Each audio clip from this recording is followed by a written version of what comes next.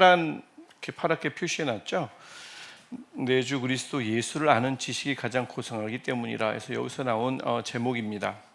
가장 고상한 지식이라는 제목으로 빌립보서 3장 1절부터 9절까지의 말씀을 일단 우리가 먼저 함께 읽겠습니다. 우리 한 목소리로 함께 읽겠습니다. 끝으로 나의 형제들아 주 안에서 기뻐하라. 너희에게 같은 말을 쓰는 것이 내게는 수고로움이 없고 너희에게는 안전하니라. 개들을 삼가고 횡악하는 자들을 삼가고 몸을 상해하는 일을 삼가라. 하나님이 성령으로 봉사하며 그리스도 예수로 자랑하고 육체를 신뢰하지 아니하는 우리가 곧 할례파라. 그러나 나도 육체를 신뢰할 만하며 만일 누구든지 다른 이가 육체를 신뢰할 것이 있는 줄로 생각하면 나는 더욱 그러하니 나는 8일 만에 할례를 받고 이스라엘 족속이요 베냐민 지파요 히브리인 중에 히브리인이요 율법으로는 바리새인이요 열심으로는 교회를 박해하고 율법의 의로는 흠이 없는 자라. 그러나 무엇이든지 내게 유익하던 것을 내가 그리스도를 위하여 다 해로 여길 뿐더러 또한 모든 것을 해로 여김은 내 주 그리스도 예수를 아는 지식이 가장 고상하기 때문이라. 내가 그를 위하여 모든 것을 잃어버리고 배설물로 여김은 그리스도를 얻고 그 안에서 발견되려 함이니 내가 가진 의는 율법에서 난 것이 아니요 오직 그리스도를 믿음으로 말미암은 것이니 곧 믿음으로 하나님께로부터 난 의라. 아멘. 우리가 방금 읽었던 9절 말씀 같은 경우는 지난 주일 로마서 말씀과 굉장히 연결되어 있죠. 그러니까 초대교회에 이 율법과 구원이라는 문제, 행위와 구원이라는 문제가 아직 정립이 안 되었을 때에 교회가 참 이것 때문에 많이 힘들었거든요. 오늘 본문에도 이제 그것이 그대로 반영됩니다. 1절부터 9절까지인데 3절씩 나뉘어 있어요. 내용별로 나뉘어 있습니다. 이제 본문을 좀 더 보기 전에 위에 간략히 적어놓은 요약문, 앞부분은 거의 대부분 계속 매주마다 읽는 것이니까 믿음의 제사가 기쁨으로 이어집니다. 위에서 세 번째 줄 중간 부분이 있죠. 그래서 믿음의 제사가 기쁨으로 이어집니다. 원망과 시기 없이 두렵고 떨림으로 서로를 섬기는 믿음의 제사가 기쁨으로 이어집니다. 하나님을 신뢰할 때 생기죠. 행하시는 분은 우리가 아니라 하나님이다라는 이런 신뢰를 통해서 원망과 시비 대신 두렵고 떨림으로 봉사하고 섬기는 것들이 일어납니다. 이것이 바로 믿음의 제사인데 바울 곁에는 이런 제사를 드리는 사람이 많지는 않았습니다. 둘입니다. 에바브로디도와 디모데가 있었죠. 2명 있습니다.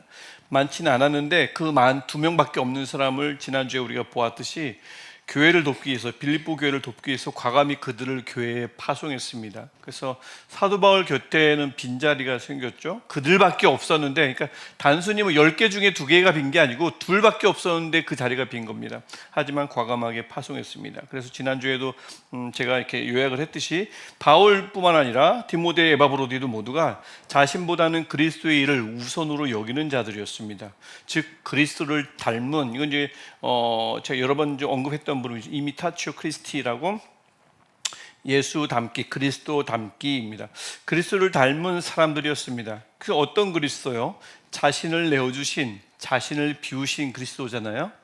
이 부분을 사도 바울도 닮고 둘을 다 내어 보내니까 또 이 둘, 디모데와 에바브로디도 자기보다 예수 그리스도의 일을 더 중시 여기는 이들이었으므로 그리스도를 쏙 빼닮은 사람들이라 할 수 있겠습니다.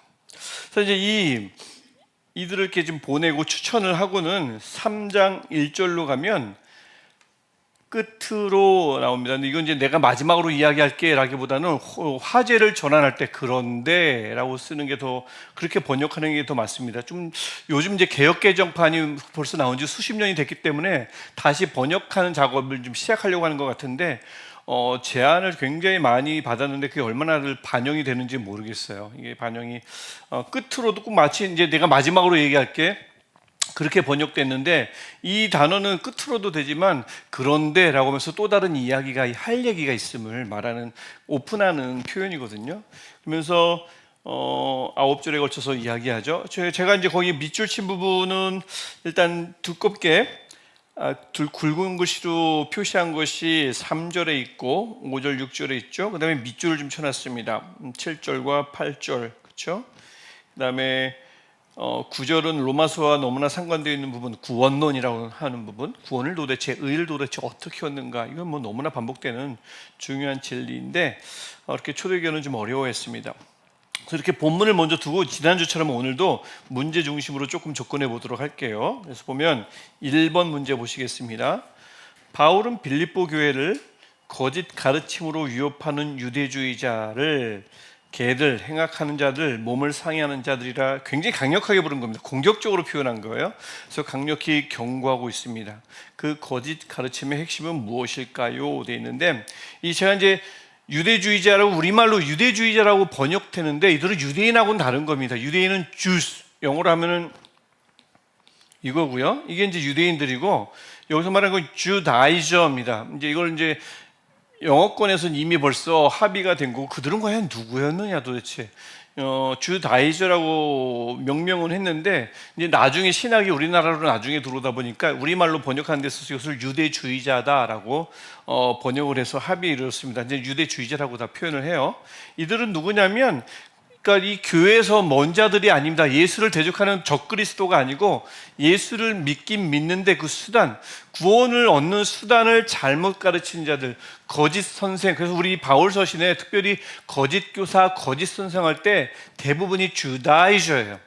유대주의자입니다. 뭐 메시아는 둘이네, 예수는 메시아가 아니네, 이런 이들이 거짓 가르침을 가는 거짓 교사가 아니고 예수는 인정하는데 그 예수께 구원을 우리가 어떻게 얻는가라고 할 때 그 수단을 잘못 가르친 것을 거짓 가르침이라고 하고 그들을 거짓 교사라고 하는데 그들이 주다이저입니다.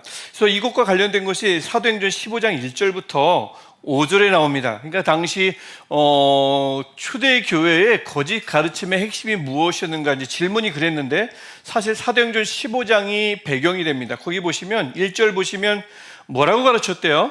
구원을 받으려면 뭘 받지 않으면 구원을 받을 수가 없어요.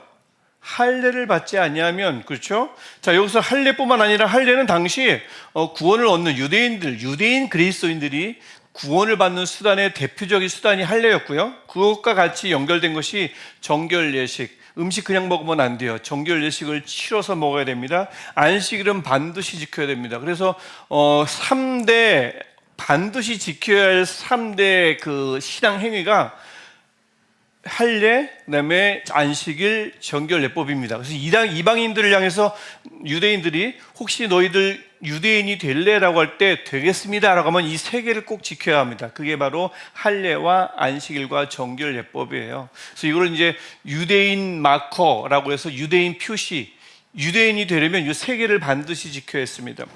그래서 여기서 이제 그 대표적인 할례만 언급을 했는데 아마도 이 할례 뒤에는 두 가지 정결 예법과 그 다음에 안식일이 분명히 포함되어 있을 거예요. 이것을 지키지 아니하면 구원을 받지 못한다는 교사들이 있었고 1절에도 나오지만 5절에 다시 한번 이것이 동일하게 표현이 된 것을 볼 수가 있어요. 모세의 율법을 지키라, 명하는 것이 마땅하다 하니라. 그러니까 이 말이 뭐냐면 쉽게 말하면 그리스도인이 되려면 유대인이 먼저 되라는 얘기예요. 그러니까 이것이 사도 바울이 이것을 용납할 수가 없었습니다. 안식일까지 포함해요. 그래서 이들을 이렇게 표현한 거예요. 개들이라고, 행악하는 자들이라고, 몸을 상해하는 자들이라고. 이제 할례가 마치 이제 반영돼 있죠. 몸을 상해하는 자들에서. 그래서 유대인이 먼저 되어야 한다. 이것을 다르게 표현하면 행위로 구원을 얻는다라는 그런 가르침을 준 거죠. 할례를 받지 않으면 구원을 받을 수 없다라는 유대인 그리스도인들, 즉 주다이죠. 유대주의자들이 이런 가르침을 줬던 거예요. 그래서 이것이 바로 거짓 가르침의 핵심입니다. 거짓 교사, 거짓 가르침하면 우리 이제 좀 이따 새벽기도 때, 새벽 예배 때 갈라디아서도 보겠지만 사도 바울이 다른 편지를 시작하면서 인사를 해요. 감사를 하고. 근데 편지 하나만큼은 화가 잔뜩 나가지고 아무런 인사도 없어요. 그게 갈라디아서입니다. 왜 그 화가 잔뜩 났냐면 사도 바울이 전하지 않은 복음을 교회가 받아들였거든요. 근데 그 복음은 뭐냐면 주다이조의 복음입니다. 예수 그리스도가 아닌 다른 통로를 통해서 구원을 얻을 수 있다는 것, 행위, 즉 율법 행위, 이것을 강조했던 복음을 갈라디아 교회가 받아들이려고 했거나 받아들였거든요. 그래서 사도 바울이 이 부분에 대해서는 굉장히 예민할 수밖에 없고 예수 그리스도가 구원의 유일한 길인데, 그래서 이 1번 문제는 그렇습니다. 그 거짓 가르침의 핵심은 뭐냐면 그리스도인이 되려면 먼저 유대인이 되라. 이방인들에게 그렇게 가르치고 다녔던 거예요. 그러니까 이게 얼마나 우스운 일입니까? 그래서 1번이 그렇고, 그래서 1절, 2절, 3절에 나오는 것이 바로 그 주다이저에 관한 이야기인데, 그러면서 3절을 보시면 그들이 어떤 삶을 살았는지, 주다이저가 어떤 삶을 살았는지를 반영하는 구절이 3절입니다. 맨 마지막에 제일 끝에 보면 우리가 곧 할례파라, 즉 사도 바울이 우리야말로 진정한 할례파다, 정말 그들이 주장하는 할례파는 진정한 할례파가 아니라 우리야말로 내면의 할례를 하는 우리가 진정한 할례파다라는 건데, 그들은 그러면 어떤 행위를 했냐면 3절 보세요. 3절 보시면 하나님의 성령으로 봉사하며, 지금 이게 사도 바울에 관한 이야기입니다. 사도 바울 사역팀에 관한 이야기인데, 이것을 반대로 거꾸로 풀면 그들이 어떻게 봉사했고 자랑했는지, 무엇을 신뢰했는지를 알 수가 있어요. 그들은 하나님의 성령으로 봉사하지 않았습니다. 율법에 입각해서 봉사했습니다. 그리스도 예수 안에서 자랑했어요? 아니요. 그들은 율법 안에서 그들이 유대인이라는 사실, 특권을 얻은 것을 자랑했습니다. 그리고 육체를 신뢰하지 않았지만 사도 바울은 그들은 육체를 신뢰했습니다. 내가 유대인이라는 것, 내가 할례를 받은 것, 내가 정결례식을 치르고 밥을 먹는다는 것, 남들은 다 일하는데 난 일하지 않고 안식일을 거룩하게 지키는 것, 이런 것들을 신뢰함을 통해서 우리야말로 진정한 할례파, 진정한 하나님의 백성, 그래서 이것을 지키지 않으면 예수 그리스도인이 될 수 없다라고 가르쳤던 거죠. 하지만 사도 바울이 거꾸로 이야기합니다. 하나님의 성령으로 봉사하며 그리스도 예수로 자랑하고 육체를 신뢰하지 아니한다. 그것이야말로 하나님이 구약에서 이뻐하셨던 진정한 할례파, 진정한 하나님의 백성이다라고 말하는 거죠. 그게 이제 1번 문제와 관련된 겁니다. 2번 보시면, 이번에 보시면 사도 바울이 육체를 신뢰하지 않았던 건 자랑거리가 없어서가 아닙니다. 정말 많죠. 근데 여기서 보면 5절과 특별히 6절에서 7가지 자랑거리를 쭉 거론합니다. 근데 거기 자랑거리를 가만히 보면 유대인이라면 늘 동경하는, 즉 일종의 금수저 요건에 해당되는 목록들이 쭉 나열되는 것을 볼 수가 있어요. 총 7가지입니다. 보면 일단 먼저 5절에 8일 만에 할례를 받았죠. 이 말은 뭘까요? 부모를 잘 만난 겁니다. 율법을 철저하게 지키는 가정에서 태어났기 때문에 8일 만에 할례는 사도 바울의 의지를 받을 수가 없는 겁니다. 부모가 하는 거거든요. 그러니까 신앙이 아주 깊은 집안에서 태어났어요. 벌써 좋은 집안이죠. 이미 금수저예요.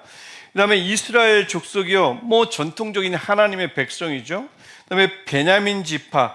베냐민 지파는 이 베냐민은 라헬의 아들이죠. 야곱이 총리하던, 창세기 30장에 나옵니다. 그 다음에 이스라엘의 초대 왕이 사울이었는데 그가 어디 지파죠? 그가 또 베냐민 지파입니다. 또 에스라 4장을 보면 나중에 바벨론 포로가 끝나고 돌아와서 성전을 짓는데 주위 사람들이, 특별히 사마리아, 옛 북이스라엘 사람들이 그렇게 방해를 해요. 그때 방해할 때 뭐라고, 에스라 4장 1절을 보면 뭐라고 하냐면, 베냐민 지파와 유대 지파가, 지금 유다 지파가 성전을 쌓으려고 하는 것을, 재건하려는 것을 그들이 방해한다라고 해서, 바벨론 포로 이후에 모든 지파는 사라졌지만 남아서 유력한 이스라엘의 지파를 구성했던 두 지파가 바로 유다 지파와 베냐민 지파입니다. 유력한 지파예요. 그래서 굉장히 힘이 있습니다. 그래서 유대 사회의 핵심을 이루는 유다 지파와 더불어 지파였어요. 그러니까 나름 가문이 괜찮은 겁니다. 베냐민 지파가 가장 작다고는 표현되지만 그렇진 않습니다. 그 다음에 네 번째가 히브리인 중에 히브리인이요. 이거는 혈통이 순수하다는 겁니다. 이게 별것 아닌 것 같지만 아무래도 유대인들은 유대인끼리만 결혼하진 않았어요. 가장 대표적인 게 오늘 빌립보서에서 나오지만 디모데, 엄마는 유대인이지만 아빠는 이방인입니다. 혼혈이에요.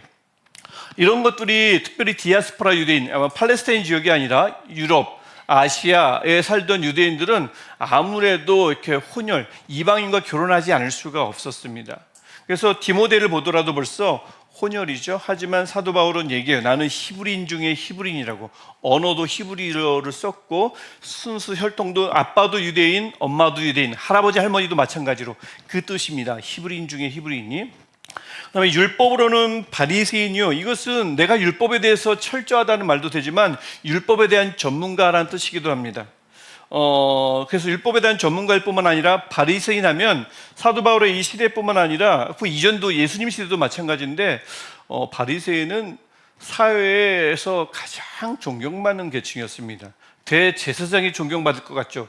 대제사장은 존경받지 않습니다. 대제사장과 사두개인은 멸시받던 계층이고요.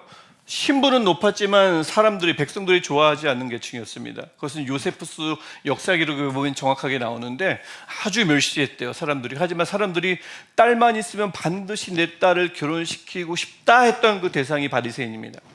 그래서 이 율법으로도 전문가였고 말씀을 통달하고 있었고 우리 사회를 구원할 것은 하나님의 말씀이었으니까 그것을 통달하고 있는 바리새인이야말로 굉장히 사회가 우러러보는, 존경하는 사람이었죠.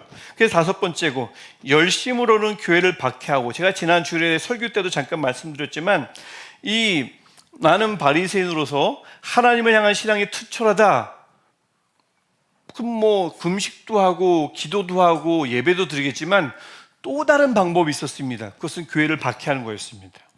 왜냐하면 이교도거든요.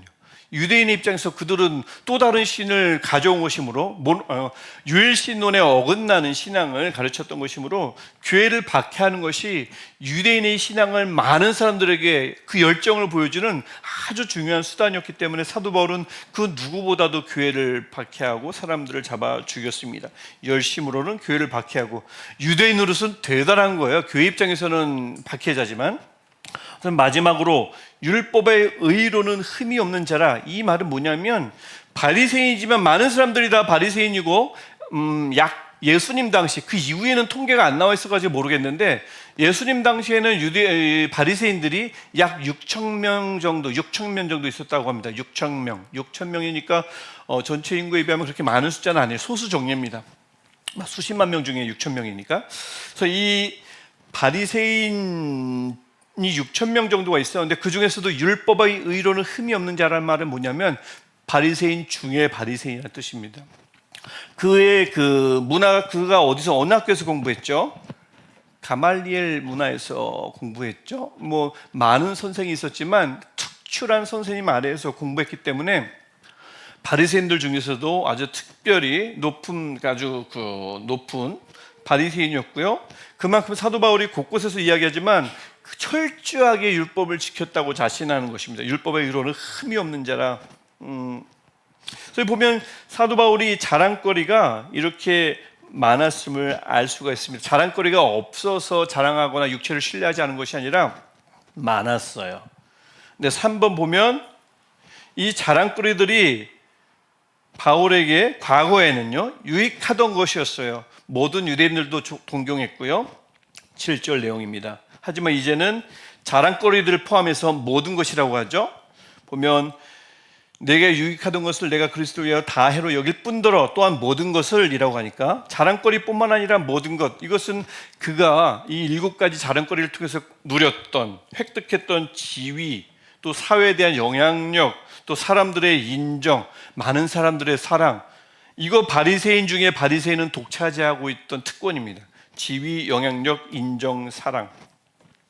그래서 그것들을 지금 여러분 받으신 거기는 오타라기보다는 하나가 목적어 조사가 누락됐죠. 모든 것을, 을이 빠졌습니다. 여러분 죄송합니다. 그래서 모든 것을 해로, 잃어버린 것으로 배설물로 여겼습니다. 7, 8절 얘기죠. 그 이유가 무엇입니까? 그 이유가 왜 그 많은 유대인들이 동경하고 바울도 옛날엔 유익하다고 여겼던 것들이 왜 갑자기 해가 되고 배설물이 되었습니까? 밑에 8절 제가 그건 이제 적어놨습니다. 왜냐하면 내 주 그리스도 예수를 아는 지식이 가장 고상하기 때문입니다. 예수를 아는 지식이 왜 가장 고상하죠? 그것도 이 본문 안에 다 들어있습니다. 예수를 아는 지식, 예수와 예수님을 아는 지식은 간단하게 말하면 복음입니다. 막 많은 논란이 있는데 일단은 복음입니다. 복음이어서 그 복음을 통해서만 그리스도를 얻죠. 8절 후반에 제가 밑줄 쳐놨죠. 그리스도를 얻습니다. 그 다음에 9절 초반에 그 안에서 발견되려 함이니, 이 발견된다는 표현은 마지막 때에 아니면 심판대 앞에서 내가 선다라는 표현을 여기다 그대로 가져오는 겁니다. 그러니까 발견된다는 말은 나는 재판장 안에 앞에 선다. 근데 혼자 서면 안 되잖아요. 죄인이 혼자 서면 무조건 유죄잖아요. 변호인이 있어야죠. 나를 알아봐주는 사람이 있어야죠. 그 안에서, 예수 그리스도 안에서 하나님의 심판대 앞에서 서니까 그래요. 복음이 있으면. 그게 두 번째고, 그 다음에 예수 그리스도를 통해서만 의를 얻으니까요. 하나님의 은혜로 말미암아 의를 얻으니까 예수 그리스도를 아는 지식, 복음이 가장 고상한 겁니다. 자, 그런데 여기까지가 이제 내용을 압축해 놓은 건데, 제일 아래 보면 유익, 해, 가장 고상하다, 얻다, 7, 8절에 나오는 표현들을 따로 묶어놨습니다. 제가 왜 묶어놨을까요? 이유가 있죠. 어떤 이유로 묶어놨을까요? 이 네 단어는 뭐냐면 상업 용어입니다. 장사꾼들이 장사를 할 때 이거 팔면 이건 손해야, 이건 팔면 내 이득이야 할 때 그 유익이고요. 그 해입니다. 손해. 가장 고상하다 하는 것도 이것은 가장 값어치가 높다라는 건데, 그 당시 값어치가 높으려면 무조건 무거웠어야 합니다. 무게로 값어치를 계산하던 시대잖아요. 그렇죠? 금이 이만큼이면 요만큼이면 값어치가 높고 낮고, 지금은 작더라도 예를 들어서 이거 굉장히 작지만 값어치가 굉장히 높은 물건입니다. 하지만 그 당시에는 이런 걸로 값어치를 따지질 않고 무게로 따집니다. 금이 얼마나 몇 달란트냐 이렇게 한단 말이죠. 그래서 이 가장 고상하다는 것은 뭐냐면 무게가 가장 많이 나간다는 겁니다. 근데 무게가 많이 나간다고 할 때 무게를 어떻게 잴까요? 당신은 양팔저울로 잽니다. 한 곳에 고정된 어떤 무게 추를 올려놓고 거기에 이걸 요즘은 쓰나요? 저 어릴 때는 막 이상한 거 이렇게 쓰는 걸 제가 본 적은 있는데 요즘은 제가 못 본 것 같아요. 요즘은 저울에다 올려놓죠. 바늘 저울이나 아니면 전자 저울로. 옛날에 이렇게 뭐 하나를 놓고 뭘 재면 이렇게 왔다 갔다 하면 그 무게가 여기 눈금이 있어가지고 딱 되더라고요. 1세기가 그런 시대, 양팔 저울입니다. 그래서 하나 고정된 어떤 무게를 놓고 나머지 진짜 무게를 재고 싶은 것들을 올려놔서 얼마인지, 그래서 여기를 좀 더 추를 높인다거나 낮춘다거나 하면서 이 물건의 무게, 값어치를 재는 거였죠. 가장 고상하다는 건 뭐냐면 탁 놨더니 어떤 추를 올려놔도 내려가지 않는 거예요. 그러니까 즉 가장 무겁다는 뜻입니다. 가장 값어치가 높다는 거예요. 한번 올려놨을 때 여기에 어떤 추를 올려놔도 이게 수평이 되질 않아요. 수평이 돼야 그 무게를 측정할 수가 있는데, 이게 바로 가장 고상하다에 담긴 어원입니다. 근데 얻다도 마찬가지입니다. 내가 물건 값을 지불하고 내가 얻는 것입니다. 그냥 빼앗는 것이 아니고 얻는 것이에요. 그래서 유익과 해, 가장 고상하다, 얻다, 이것은 다 상업 용어고요. 그래서 양팔 저울을 쓰던 이미지를 그대로 빌려온 겁니다. 그래서 한번 이미지를 생각해 보시면 양팔 저울이 있어요. 사도 바울이 그 많던 것들을 왜 손해로 여겼고 배설물로 여겼냐면, 양팔 저울이 있는데 추를 하나 올려놨어요. 미리 올려놨어요. 누구를 올려놨을까요? 예수 그리스도를 올려놔 버렸어요. 그랬더니 이게 이렇게 돼버렸어요. 당연히 이렇게 됐겠죠? 여기에 뭘 올려놓으면 좋을까요? 할례 받은 거요, 이스라엘 족속이요, 히브리인 중에 히브리인이요, 교회를 박해했던 열심요, 바리새인 중에 바리새인이라는 이 어마무시한 능력이요, 아무리 올려놔도 이 양팔 저울이 수평이 되질 않습니다. 그 전에 예수 그리스도가 없을 때는 이것 하나 올려놓으면 여기 이 저울을 수평으로 맞출 만한 추가 없었어요. 7개 한번 다 올려놓았다고 생각해 보세요. 이 무게를 잴 만한 추가 없을 정도로 사도 바울이 5절과 6절에서 자랑했던 이 모으는 자랑거리의 무게는 어마어마합니다. 측정 불가의 무게입니다. 이거 타고나야 되고요, 또 열심도 있어야 되고요, 지성도 있어야 되고요, 많은 것들이 갖춰져야 되는데 사도 바울은 한꺼번에 갖추고 있거든요. 근데 그걸 유익하던 것으로 여겼다는 게 맞는 게, 그거를 양팔절에 올려놓으면 어떤 것도 이거를 수평으로 맞출 수 있을 만한 무게가 없었어요. 그런데 어느 날 예수를 만났습니다. 예수를 만나고 한 양팔절의 한편에 예수 그리스도를 올려놨더니 이건 날아가 버리는 거예요. 이건 뭐 배설물도 아닌 거예요. 완전 다 손해인 거예요. 아무것도 아닌 거예요. 그 이후로부터 사도 바울은 예수 그리스도를 한편에 올려놓고 많은 것들을 반대편에 올려놔 봤겠죠. 그가 알던 지식, 그가 누린 명성, 그가 누린 인정들, 그가 누렸던 지위, 아무리 올려놔도 그 저울은 끄떡도 하지 않습니다. 왜냐하면 예수 그리스도가 가장 고상하기 때문에 그래요. 예수 그리스도가 가장 무겁습니다. 예수 그리스도가 가장 값어치가 높습니다. 그러다 보니까 아무리 올려놔도 모든 게 다 유익이 되질 않아요. 다 배설물입니다. 이 표현이 이 7절, 8절, 9절에 나오는 이 그림으로 그리면 바로 이런 표현입니다. 옛날에 이런 것들이 굉장히 무거워서 어떤 것을 올려놔도 사도 바울로 하여금 자랑할 수밖에 없었는데 뭐 아무것도 상대가 안 되니까. 하지만 이제는 예수 그리스도를 한 번에 올려놨더니 우와, 어떤 것도 자랑할 수가 없게 됐어요. 그래서 늘 그는 누구 안에서 자랑합니까? 예수 그리스도 안에서만 자랑합니다. 어마무시하거든요. 그래서 이게 바로 그런 표현인 거죠. 그래서 양팔 저울의 이미지가 여기 그대로 상업용을 4개의 상업용을 통해서 그대로 이 본문에 들어와 있다 보면 되겠습니다. 그래서 정리 및 나눔 질문을 보면 1번 문제, 초대교회 안에는 이 초대교회 안에는 참 사도 바울이 일하던 시대는 참 어려웠던 것 같아요. 우리가 이제 빌립보서 1장도 봤지만 이렇게 외부 거짓 가르침을 통해서 위협을 가하는 세력도 있었지만 경쟁심을 가지고 사역하는 이들도 있었잖아요. 사도 바울이 옥에 갇혔대? 이때다. 내가 내 이름을 떠칠 만한, 내 세력을 펼칠 만한, 키울 만한 그런 이들도 있었는데 외부 세력도 있고 안팎으로 사도 바울이 굉장히 어려웠던 것 같습니다. 그래서 초대교회 안에는 모세 율법을 행하고 할례, 정결례식, 안식일, 이 본문에는 없지만 분명히 3가지가 분명히 포함됐을 거예요. 그래서 할례를 지켜야 구원을 얻는다는 거짓 가르침이 기승을 부리고 있었습니다. 바울은 구원의 복음을 왜곡시킨 그들을 맹렬히 비난했어요. 걔들은 이방인에게만 쓰던 건데 자기 동족에게 써버렸어요. 화가 많이 났습니다. 그래서 그들을 맹렬히 비난했습니다. 왜냐하면 의인은, 구원은 오직 그리스도를 믿음으로 하나님의 은혜 아래에서 주어지기 때문입니다. 그래서 그리스도를 아는 지식이 가장 값어치 있는 까닭이 여기 있죠. 구원은 그리스도로만 통해서만, 또 하나님의 은혜를 통해서 오니까 그렇죠. 여기서 사도 바울이 그런 이야기들을 쭉 전개를 한 거고, 2번 문제는 실천 문제입니다. 가만히 돌아볼 수 있는 문제고요.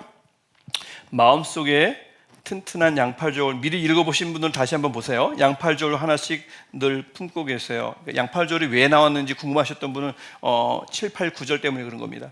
저울 한편에는 늘 예수 그리스도를 두시고요. 그리고 맞은편에는 평소 아주 몹시 중요하게 여기시는 것들, 유익하다 생각하는 것들, 또 자랑하고 싶은 것들을 수시로 반대편에 올려놔 보십시오. 그리고 그 맞은편에 특별히 나 자신을 특별히 맞은편에 올려놔 보십시오. 그때 반드시 맞은편에는 예수 그리스도가 있어야 돼요. 예수 그리스도가 맞은편에 없으면 무엇 하나 무겁지 않은 것이 없습니다. 중요하지 않은 것이 없어요. 다 중요해요. 가장 중요합니다. 하지만 예수 그리스도가 한편의 자리를 차지하고 있는 이상 자랑할 것이 없고요. 그것보다 더 고상한 것이 없고요. 모든 것이 다 배설물로 되죠. 그래서 양팔저울에 예수 그리스도를 올릴 때만 나는 없고 예수 그리스도만 있을 수 있습니다. 예수 그리스도 안에서만 자랑할 수 있고요. 정말 사도 바울처럼 나머지를 배설물로 여길 수 있는 줄 믿습니다. 유익이 해로 바뀌는 거죠. 예수 그리스도만 유일한 유익이 되니까 그렇습니다. 그래서 한번 조별로 많이 오시진 않았지만 나눠보시면서 맞은편에 무엇을 한번 두어보면 될까? 지금까지 내가 자랑스러워 여겼던 것은 혹시나 양팔저울 반대편에 예수 그리스도가 아니라 다른 분을 오른편에 올려놨으니 왼편에 조그만 것 하나 올려놔도 저울이 왔다 갔다 하는 게 아닌가. 자랑하고 싶고 의지하고 싶고 유익해 보이고 중요시 여기는 것. 이것은 다시 한번 말씀드리지만 이 양팔저울은 늘 상대적인 거예요. 예수께서 없으시면 다 귀중한 것들입니다. 절대적 가치는 그래요. 하지만 예수님과 해서 상대적 가치를 논할 때 어떤 것도 귀할 수가 없다는 그런 말씀입니다. 예, 여기까지고요. 애쓰셨습니다. 수고하셨습니다. 조별로 나눠서 잘 나누시고 집으로 안전하게 귀가하시기 바랍니다.